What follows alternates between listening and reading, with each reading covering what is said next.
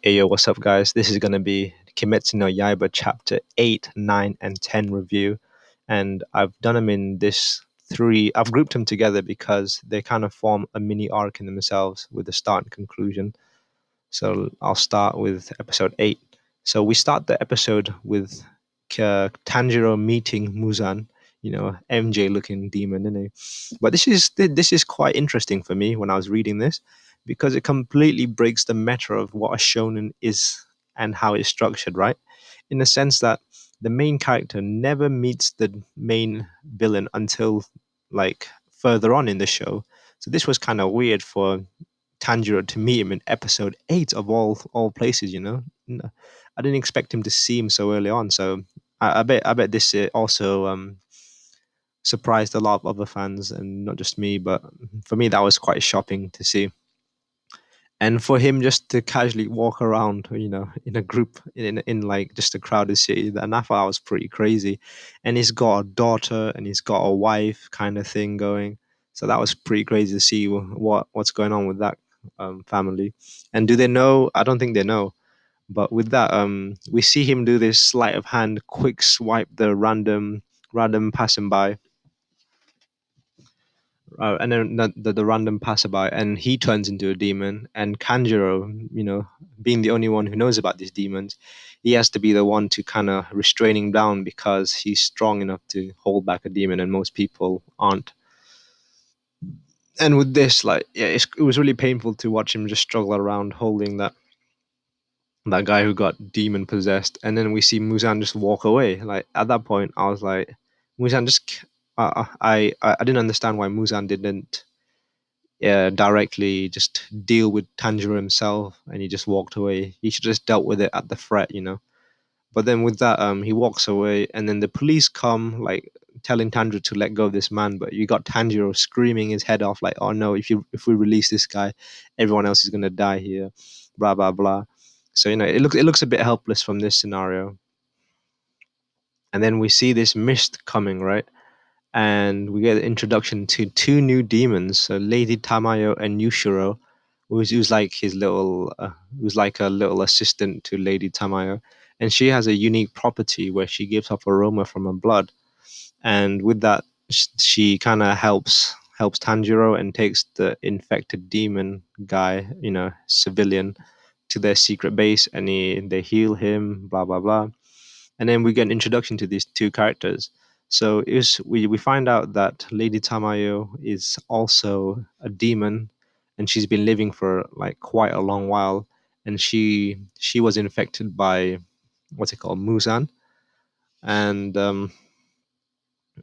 she infected Yushiro. But the way she infected Yushiro and why was quite a noble cause, in the sense that Yushiro had cancer and he was bound to die anyway. So with consent, this was consensual. She was like, "Oh, you're gonna die soon. Do you want to live your life as a demon?" And he agreed.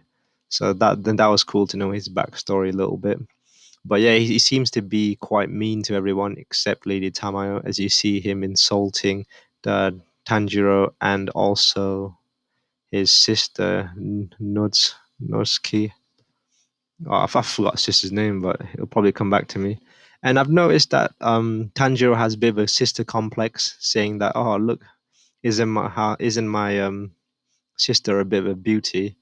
Yeah, he's definitely got a sister complex going there.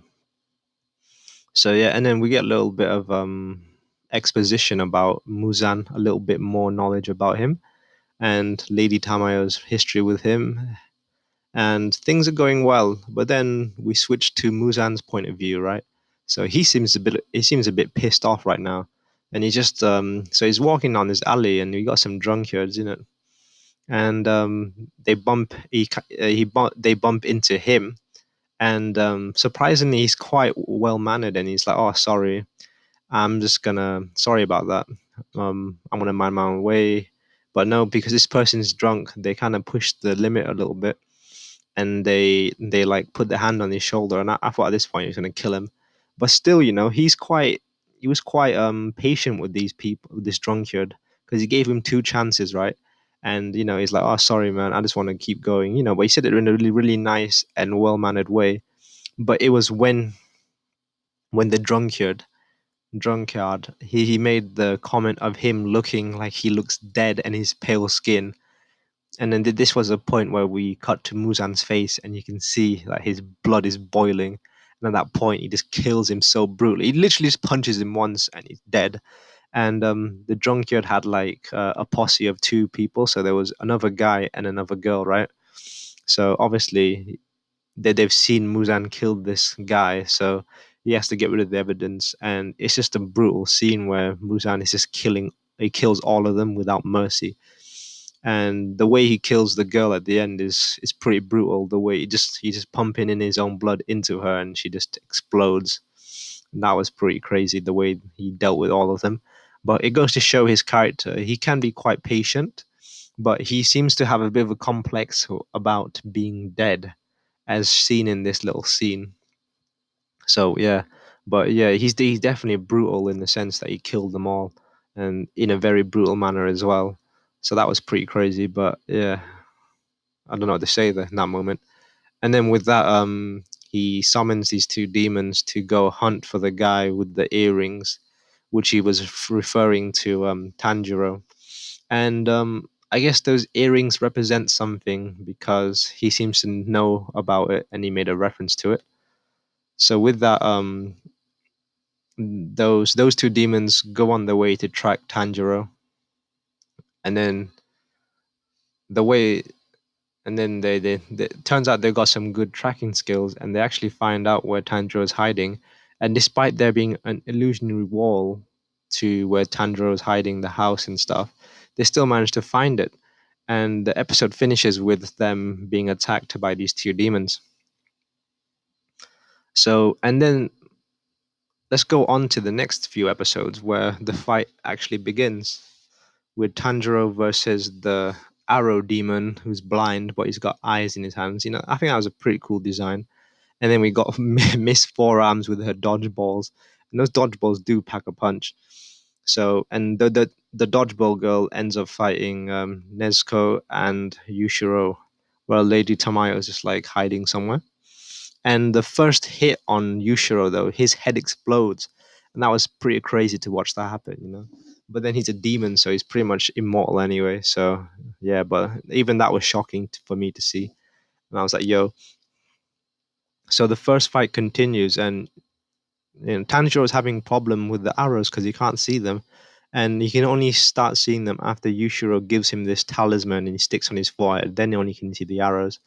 But nevertheless, even with his sight of seeing the arrows, he still struggles against the arrow demon. I'm just going to call him the arrow demon. You know, and you can just see Tanjiro's inner thoughts and how he's struggling. And I thought that was pretty crazy. Like his dialogue was amazing, I thought. So his dialogue throughout the fight is like, "Yo, this guy, how do I beat him?" And you see him being mercenarily taking damage with all these arrows sending him flying in every direction against every wall, and he's just getting absolutely smashed, you know. And you just see like Tanjiro, like, "Yo, what can I do in this situation? I just want to give up." And you know, he says all this kind of stuff, and I thought this is where it differs from most shonen shows that I've seen, because in this scenario where the main character is usually losing or is outclassed in a sense, you know, this is where someone comes in and helps out or they get a power up. But this is where it was different because Tanjiro didn't get any help. He didn't get no power up. The only thing that helped him win this fight was actually perseverance, which I thought was amazing, and I have massive respect for the way it was written. You know, you just see that he's helpless in this moment, and he's just like, "What can I do? What can I do?" And this is where he goes back to his training, and he has to, you know, he can't rely on anyone to help him win the situation, and he can only rely on himself. And this is what I thought I'd give this show a lot of praise, because that's what he does. And he, you know, he thinks back to his training of the water forms, and he always implements what he learns, and he's slowly learning on how the demon works. So with this, he learns that he can counteract the arrows by using a different form, and he uses a different form depending on which way the direction of the arrows going. And with that, he does well. And then, but there comes this one point where it turns into a battle of endurance, because He keeps the arrows keep on, sending him different directions, and he has a different move, and he keeps on doing it. But he's in a monologue at this point. Is like, how long can I do this? And he's forcing himself to keep on going. He's like, no, don't think about how long, just keep on doing the motions. And I thought that scene was incredible, and like the dialogue really made, there was such a sense of urgency and danger that it was enjoyable to watch that fight. This Tanjiro struggles was quite satisfying to watch when he finally delivers the final blow. The best thing about this fight was he was actually learning as he was fighting, and he was using experiences and his knowledges to overcome the opponent, which I thought was amazing. He didn't need any help in the end. He struggled a lot, and he eventually figured out how to beat the demon. And yeah, it was pretty cool how he implemented this spinning wheel at the end, and he beats the demon. And I thought that fight was amazing. Like in this, I can't express how different this shonen show is compared to normal shonen, because in this kind of scenario, the main character normally would have got some kind of help, when he's usually struggling like that. But no, Tanjiro just he kept on. He just persevered, which I really enjoyed. I mean, all shonen protagonists always persevere, but he actually implemented some techniques, and he used what he already has to beat the opponent, which I really enjoyed. Okay, enough ranting about this fight. And then we get the other fight with Nezuko versus and the Yushiro versus the four-armed demon, right? So in what this kind of entails, right? It's just a little bit of action, and then the person who actually beats the demon is none other than Lady Tomayo. She uses her gas to, make everyone a bit more drowsy in a sense where you can't lie, and she says Kimutsu no Muzan's name, and I guess he's a bit like Voldemort, like where you can't say his name or something because of some curse, and you can just see her run away, and everyone feels, she feels a bit of pity towards the four-armed demon, and this was kind of disturbing in a sense where some arms just pop out of her, and she just dies, and I was so confused at this point, like why she died. And it turns out it has something to do with Muzan's curse, in a sense that demons can't really kill other demons because they have no way of harming them each other. But Muzan actually has a way of killing other demons because for some reason he can destroy other demons, whereas demons can't destroy themselves. So yeah, that was pretty crazy to find that out. So yeah, Muzan's pretty OP, and yeah, the way she died, confirm her own curse, was pretty brutal in a sense. And with that, the fight concludes. And I always find this part of the show quite touching as well, when the demons kind of show a bit of humanity at the end, and we even though her body's like completely decimated and it's like an eyeball left, you hear this voice kind of like, oh, play with me, in terms of the balls. And you just see Tanjiro showing so much empathy, which he always does. He always shows empathy towards the demons, and he's like, oh, despite you killing all these people, you're just a little girl, weren't you? He can see both sides of the story, and that's what I really enjoy about Tanjiro. It's his emotional, what's the word, I think the word is just empathy. Like his empathy towards the demon is what really sets him apart from other main characters. Like he understands their pain, and he always tries to feel, understand them, which I really enjoy. And he's always sympathetic towards their needs as well. But he always does it after he kills them. That's kind of funny. So yeah, with that arc, and then we also find out that these two demons were not even part of the 12 demons. I forgot to mention the 12 demons, but Muzan pretty much has these 12 elite guards, right? And obviously, every shonen show needs some kind of group with numbers, a group, a group of elite people. That's always a thing. So, you got the 12 guards for Muzan, and these two were shown as part of his guards, but it turns out these two weren't even part of his guards.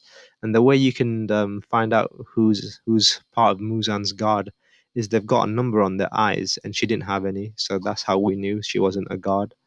And yeah, but this just goes to show how much stronger these guards are going to be, because these two demons were pretty strong in the sense that Tanjiro struggled quite a lot fighting these two, and how is he going to face? How is he going to How is he going to fear against an actual one of the 12? That's going to be pretty interesting. He's obviously not ready for that fight yet. But with that done, that concludes that little fight, and then they talk with Lady Tamayo and Yushiro, and I guess those two, eventually, Yushiro shows a little bit of affection towards Tanjiro and Nezuko, in the sense that he's not all bad, and he actually, thinks they're all right in a sense. And then those two move out, but Lady Tamayo says that if you want to find a cure for your sister, then you should collect blood from demons close to Muzan. So a new quest has been given. I mean, yeah, a new hope in a sense has been given to Tanjiro, like an objective to do, as an objective alongside his demon corp responsibilities. So he has to collect blood from demons close to Tanjiro. So that's obviously going to be more powerful demons. And yeah, so that's the mission he was given by Lady Tamayo. And with that, they depart from each other to to a different place, I guess. I don't know when we're going to next see them because we are. And then with that, this arc concludes. This mini. I'll call it a mini arc. And with that, Tanjiro gets another mission, and we see him meet the cowardly yellow guy from the exam, and that's how the episode ends. Episode 10. But yeah, that was what this is.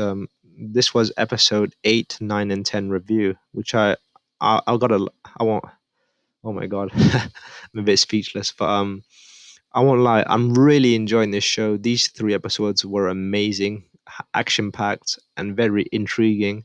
A lot of world building. I mean, not that much world building, but a little bit of context. A bit more lore. It's amazing to see. Oh, and I almost forgot to say. We get a flashback from Muzan as well, actually, where we can see him as a young demon, and he's been spared by this guy with the same earrings as Tanjiro. So I guess that's a bit of foreshadowing to what's gonna, of who this guy is and might be related to Tanjiro. I'm looking forward to see who this awesome demon slayer is, because he's so strong that he almost, he spared Muzan's life. That's crazy. So yeah, I'll see you guys next time.